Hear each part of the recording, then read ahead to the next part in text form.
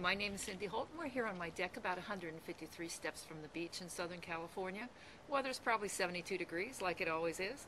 Today we're going to do some beach and clay. I'm going to show you how to cover light switch covers, which is a great, fast technique and a really nice way to try out some ideas you might have.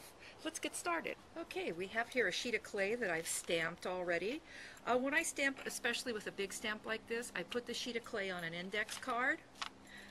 Then I put a little spray of water on my stamp, put the stamp on here, set it on my concrete floor in the garage and step on it from all four directions. That way, as you can see, I get a nice deep impression here. So once I have my clay ready to go, I just flip it over. This is a plastic light switch. I prefer to use metal. Plastic can only bake once or twice, but this was the cleanest one I had. So let's get started. First thing I do is peel it up and just slide your blade right down the edge of it. Now I did both long sides first. You can do it whichever way you want to do it.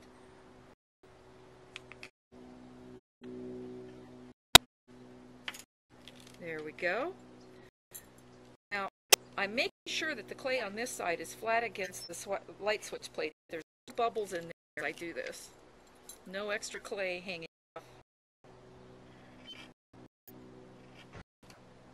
Okay, now we don't want any clay hanging over the back edge here.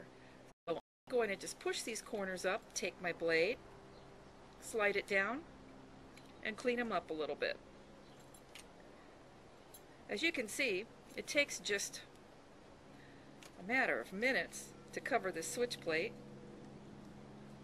which is why it's so great if you have an idea that you want to try and you want a nice flat piece of clay to work on, but at the same time, maybe you want something that's useful afterwards.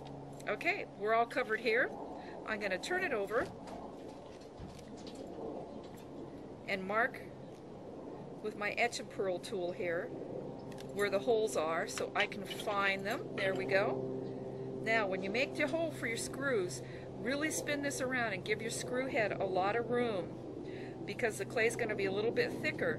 So you either need to use longer screws or make your screw hole nice and big.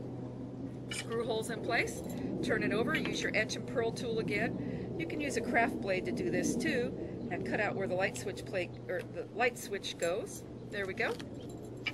We're all done. Bake it on the switch. Once it's baked, you can pop it off, just put the clay up on the wall, or you can leave it on the switch plate. This is a metal one that I baked earlier today, and you can see it comes right off. And this is the kind of metal plate that I normally use. Here's the latest and greatest one I just did for my son's bathroom. Again, you see my favorite texture back here. I had some old leaf cane around, and these are just stamped images for his jungle room, as we call it. So have fun, make some switch plates.